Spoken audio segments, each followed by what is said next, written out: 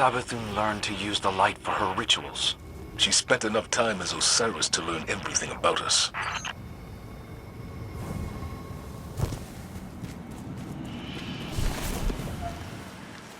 Looks like the Scion's intel was good. This is the storage facility they reported. Those containers, they're filled with stolen light.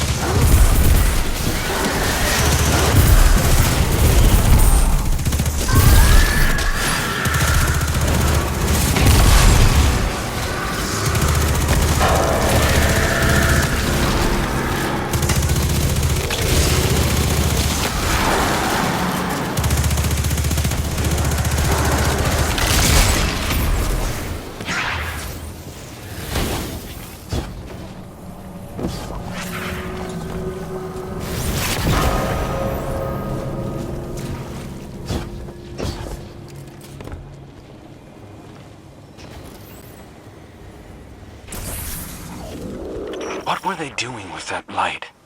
Refining it, maybe? Preparing it? Preparing it for what? Let's hope this lieutenant knows the answer.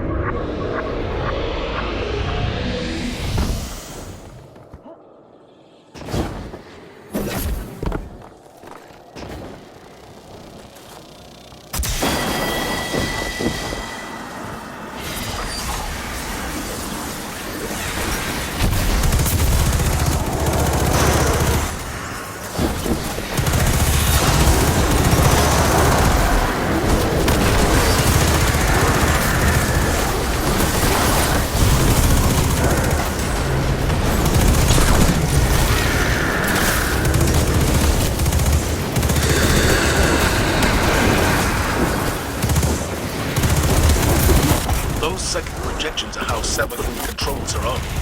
Impale them on your spear.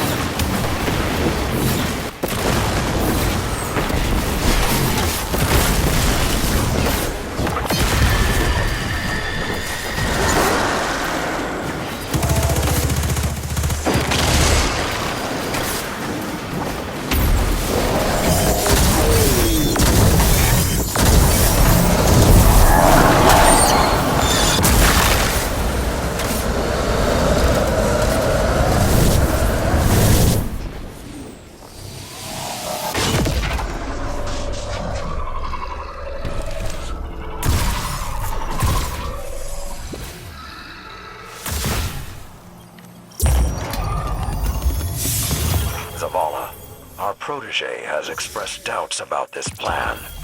Crow has endured quite a bit since joining our ranks.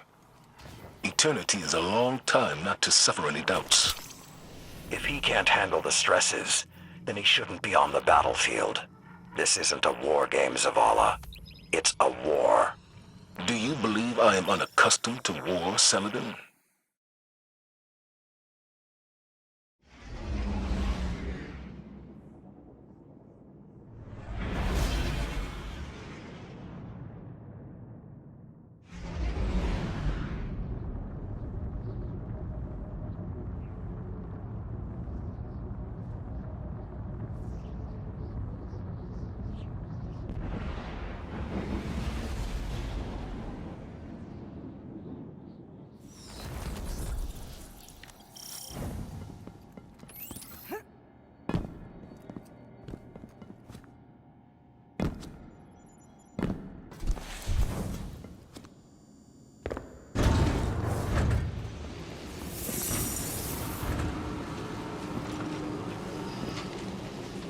Do you think it hurts? Hurts? I could feel Savathun behind my eyes when she reached into my mind. What do you think these Hive feel when we reach into theirs?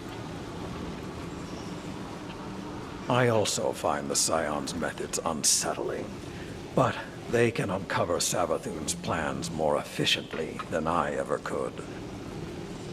Better to just put them out of their misery. Keitel believes these Hive might hold deeper secrets. Do not make the mistake of thinking these things deserve your sympathy. Even though they have the light.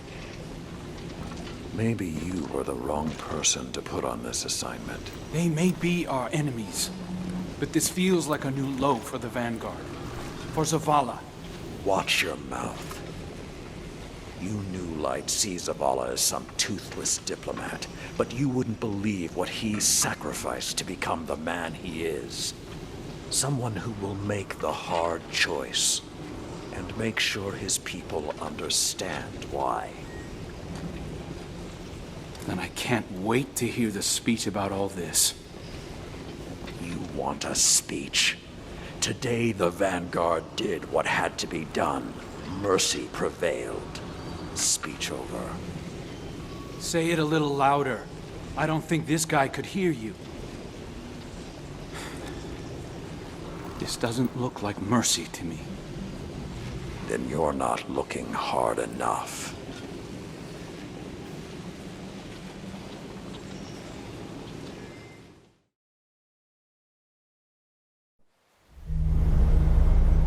Long ago, even before there was a last city, I was deep on patrol in the old forest when a local villager sought me out.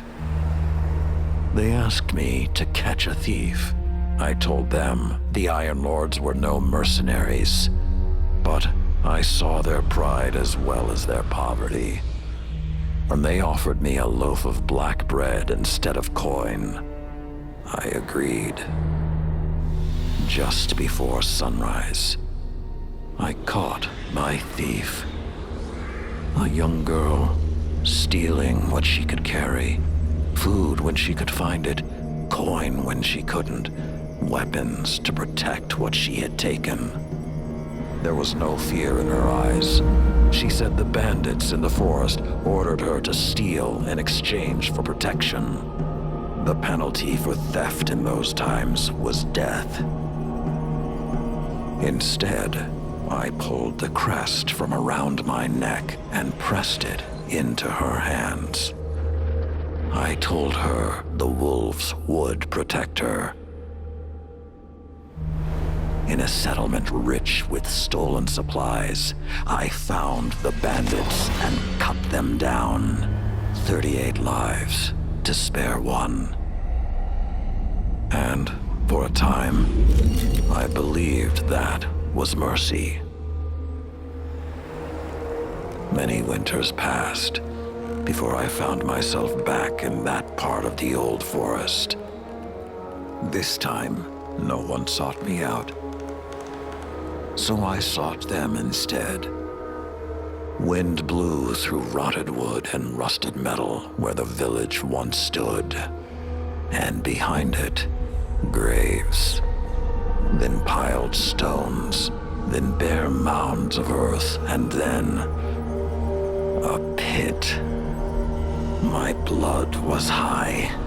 I tore through the forest, hunting for those responsible. Finally, in a settlement rich with stolen supplies, I found her. A lightless woman with my crest around her neck. There was no fear in her eyes. She spoke plainly. When the villagers could no longer tithe, her wolves no longer protected them. She bled them dry, and when they had no more to give, she sent in her men, unleashed her wolves. Mercy to an enemy cannot come at the cost of mercy for their victims. The right path isn't always easy to find. But once you do, the only question is whether you're strong enough to walk it.